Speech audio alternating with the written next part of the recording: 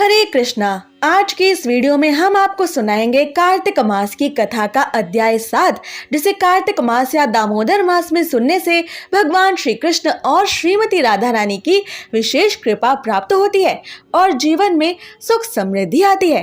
व्यक्ति के जीवन के सभी कष्ट दूर होते हैं, उसकी सारी मनोकामनाएं पूरी होती हैं, क्योंकि कार्तिक मास श्री राधा रानी का सबसे प्रिय महीना है। आपसे प्रार्थना है कि ये कथा अंत तक अवश्य सुने, क्योंकि अधूरी कथा सुनने से कथा सुनने का फल नहीं मिलता। और ये कथा शुरू होने से पहले हमारे चैनल को सब्सक्राइब करके एक बार कमेंट्स में दिल से जय श्री कृष्णा अवश्य लिखें। भगवान श्री कृष्ण इस कार्तिक मास की कथा को कार्तिक के महीने में सुन रहे सभी भक्तों की सारी मनोकामनाएं पूरी करें। तो आइए अब शुरू करते हैं कार्तिक मास की कथा का अध्याय 7। तो प्रेम से बोलिए श्री गणेशाय नमः। जय श्री कृष्णा। पिछले अध्यायों में हमने जाना कि किस प्रकार नारद मुनि ये वर्णन करते हैं कि कार्तिक मास में व्रत अनुष्ठान करना चाहिए और कार्तिक मास में किस प्रकार पवित्र नदियों में स्नान करना चाहिए, नदियों में स्नान की विधि क्या है और नदियों, पोखरों, कुओं में स्नान करने का क्या फल है। स्नान करते समय कार्तिक के माह में किस प्रकार की प्रार्थनाएं बोलनी जानी चाहिए, जिसके द्वारा भगवान श्री हरि विष्णु और राधा रानी को प्रसन्न किया जा सकता है। अब इस कार्तिक मास की कथा के अध्याय 7 में नारद जी कार्तिक मास के व्रत अनुष्ठान और पूजन की महिमा का आगे वर्णन करते हुए कहते हैं कि हे राजन, कार्तिक मास में व्रत करने वालों के नियमों को अब मैं संक्षेप में आपको बतलाता हूँ, अतः उसे आप ध्यान से सुनिए। व्रती यानी कार्तिक मास के व्रत करने वाले को सब प्रकार के आमिष, मांस, उड़द, राई, खटाई तथा नशीली वस्तुओं का त्याग कर देना चाहिए। व्रत करने वाले को दूसरे का अन्न ग्रहण नहीं करना चाहिए, किसी से भी द्वेष नहीं करना चाहिए और तीर्थ स्थानों के अतिरिक्त अन्य कोई भी यात्रा कार्तिक माह में ऐसे व्यक्ति को बिल्कुल नहीं करनी चाहिए। देवता, वेद, ब्राह्मण, गाय, व्रती यानी व्रत रखने वाले, नारी, राजा तथा गुरुजनों की निंदा भी कार्तिक मास के व्रत कर रहे लोगों को कभी नहीं करनी चाहिए। कार्तिक मास का व्रत कर रहा व्यक्ति दाल, तिल, पकवान व दान किया हुआ भोजन ग्रहण नहीं कर सकता। किसी की चुगली या निंदा भी कार्तिक मास के व्रत करने वाले भक्तों को नहीं करनी चाहिए। किसी भी जीव के मांस को इन दिनों में छूना नहीं चाहिए। पान, कत्था, चूना, नींबू, मसूर, बासी तथा झूठे अन्न का प्रयोग भी कार्तिक मास में बिल्कुल नहीं करना चाहिए। गाय, बकरी तथा भैंस के अतिरिक्त अन्य किसी भी पशु का दूध नहीं पीना चाहिए। कांसे के पात्र में रखा हुआ पंचगव्य, बहुत छोटे घड़े का पानी तथा केवल अपने लिए ही पका हुआ अन्न प्रयोग करना चाहिए। कार्तिक माह का व्रत करने वाले मनुष्य को सदैव ब्रह्मचर्य का पालन करना चाहिए। उसे धरती पर सोना चाहिए और दिन के चौथे पहर में केवल एक बार पत्तल में भोजन करना चाहिए। व्रत करने वाले कार्तिक माह में केवल नरक चतुर्दशी, जिसे छोटी दीपावली के नाम से भी जाना जाता है, उसके दिन ही शरीर में तिल का तेल लगा सकते हैं। कार्तिक माह में व्रत करने वाले मनुष्य को सिंघाड़ा, प्याज, मट्ठा, गाजर, मूली, काशी फल, लौकी, तरबूज इन वस्तुओं का प्रयोग बिल्कुल नहीं करना चाहिए। रजस्वला, चांडाल, पापी, मलेच्छ, पतित, व्रतहीन, ब्राह्मण द्रोही और नास्तिकों से कार्तिक मास के व्रत करने वाले भक्तों को बिल्कुल भी बातचीत नहीं करनी चाहिए। भगवान श्री हरि विष्णु को प्रसन्न करने के लिए ऐसे व्यक्ति को अपनी शक्ति के अनुसार चंद्रायण आदि का व्रत करना चाहिए और उपयुक्त नियमों का पालन अवश्य करना चाहिए। कार्तिक मास का पवित्र व्रत करने वाले भक्तों को प्रतिपदा को कुम्हड़ा, द्वितीया को कटहल, तृतीया को तरुणी स्त्री, चतुर्थी को मूली, पंचमी को बेल, षष्ठी को तरबूज, सप्तमी को आंवला, अष्टमी को नारियल, नवमी को मूली, दशमी को लौकी, एकादशी को परवल, द्वादशी को बेर, त्रयोदशी को मट्ठा, चतुर्दशी को गाजर तथा पूर्णिमा के दिन शाक का प्रयोग नहीं करना चाहिए। रविवार को आंवले का प्रयोग भी नहीं करना चाहिए। कार्तिक माह में व्रत करने वाले मनुष्य यदि इन शाकों में से किसी भी शाक का सेवन करना चाहें तो पहले ब्राह्मणों को देखकर ही इन्हें ग्रहण करें। यही विधान माघ माह के व्रत के लिए भी है। देवोत्थानी एकादशी में पहले कही गई विधि के अनुसार नृत्य, जागरण, गायन वादन आदि करना चाहिए। इसको विधि पूर्वक करने वाले मनुष्य को देखकर यमराज के यमदूत ऐसे भाग जाते हैं जैसे सिंह की गर्जना से हाथी भाग जाते हैं। कार्तिक माह का व्रत सभी व्रतों में सर्वश्रेष्ठ है।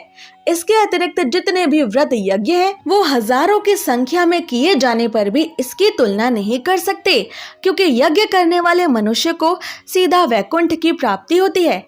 जिस प्रकार राजा की रक्षा उसके अंग रक्षक सदैव करते रहते हैं, उसी प्रकार कार्तिक माह का व्रत करने वाले भक्त की रक्षा भगवान नारायण श्री हरि विष्णु की आज्ञा से इंद्रादि देवता सदैव करते रहते हैं। व्रत करने वाले मनुष्य जहाँ कहीं भी रहते हैं, वहीं पर उसकी पूजा होती है। उसका यश समस्त संसार में फैलता है। उसके निवास स्थान पर भूत, पिशाच आदि कोई भी नहीं रह पाते। कोई भी नकारात्मक शक्ति ऐसे व्यक्ति को तनिक भी नुकसान नहीं पहुंचा सकती है। विधि पूर्वक कार्तिक माह का व्रत करने वाले मनुष्यों के पुण्यों का वर्णन करने में साक्षात ब्रह्मा जी भी असमर्थ हैं। ये व्रत सभी तरह के पापों को नष्ट करने वाला, पुत्र पौत्र प्रदान करने वाला, धन धान्य समृद्धि की वृद्धि करने वाला और सभी प्रकार की सुंदर मनोकामनाओं की पूर्ति करने वाला है। साथ ही यदि कोई व्यक्ति इस कार्तिक माह को निस्वार्थ भाव से करता है, उसकी कोई भी मनोकामना नहीं रहती है और वो इस कार्तिक मास का पालन केवल भगवान श्री हरि विष्णु की शुद्ध प्रेम लक्षणा भक्ति पाने के लिए, उनके सामीप्य को प्राप्त करने के लिए करता है, तो उसकी व्रत और साधना बहुत ही आसानी से और बहुत ही जल्दी सफल हो जाते हैं। साक्षात भगवान नारायण के उसे इसी जन्म में दर्शन हो जाते हैं और उसके बाद वो व्यक्ति इसी जन्म में मोक्ष पदवी को प्राप्त करके भगवान श्री हरि विष्णु के वैकुंठ धाम का वासी बनता है। इसी के साथ कार्तिक मास की कथा का अध्याय 7 समाप्त होता है। तो प्रेम से बोलिए जय श्री कृष्णा। अब सुनिए कार्तिक मास में तुलसी देवी की आरती, जिसे सुने बिना कार्तिक मास की कथा पूरी नहीं मानी जाती। जय जय तुलसी माता, सब जग की सुखदाता, सब योगों के ऊपर, सब रोगों के ऊपर, रुज से रक्षा कर भव त्राता। जय जय तुलसी माता। बटुपुत्री है श्यामा, सुरबली है ग्राम्या, मैया सुरबली है ग्राम्या। विष्णु प्रिय जो तुमको सेवे, विष्णु प्रिय जो तुमको सेवे, सोनर तर जाता। जय जय तुलसी माता। हरि के शीश विराजत, त्रिभुवन से वंदित, मैया त्रिभुवन से वंदित। पतित जनों की तारिणी, पतित जनों की तारिणी, तुम जग विख्याता। जय जय तुलसी माता। लेकर जन्म विजन्मी आई देव्य भवन में, मैया आई देव्य भवन में। मानव लोक तुम्ही से, मानव लोक तुम्ही से, सुख संपत्ति पाता। जय जय तुलसी माता। हरि को तुम अति प्यारी, श्याम वरण तुम्हारी, मैया श्याम वरण तुम्हारी। प्रेम अजब है उनका, प्रेम अजब है उनका, तुमसे कैसा नाता। जय जय तुलसी माता। जय जय तुलसी माता। सब जग की सुखदाता, सब योगों के ऊपर, सब रोगों के ऊपर, रुज से रक्षा कर भव त्राता। जय जय तुलसी माता। जय जय तुलसी माता। जय जय तुलसी माता। तो प्रेम से बोलिए श्री कृष्ण प्रिया वृंदावनेश्वरी श्री तुलसी महारानी की जय, श्री वृंदा महारानी की जय, श्रीमती राधा रानी की जय, भगवान श्री कृष्ण की जय, जय जय श्री राधे। कार्तिक मास में भगवान श्री हरि विष्णु और माता तुलसी की इस आरती से विशेष तौर पर पूजा की जाती है, क्योंकि इस पवित्र माह में भगवान श्री हरि विष्णु योग निद्रा से जागते हैं। भगवान विष्णु को माता तुलसी अति प्रिय है। बिना माता तुलसी के भगवान विष्णु किसी जीव की तरफ देखते भी नहीं है, इसलिए उनकी पूजा में विशेष रूप से तुलसी का प्रयोग किया जाता है। कार्तिक माह में तुलसी पूजन का विशेष महत्व इसलिए ही है क्योंकि माता तुलसी ही किसी जीव को भगवान श्री हरि विष्णु के चरण कमलों तक पहुंचाने का काम करती है। इसलिए तुलसी माता को सुख, समृद्धि और भगवान श्री हरि विष्णु की कृपा पाने के लिए महत्वपूर्ण माना जाता है।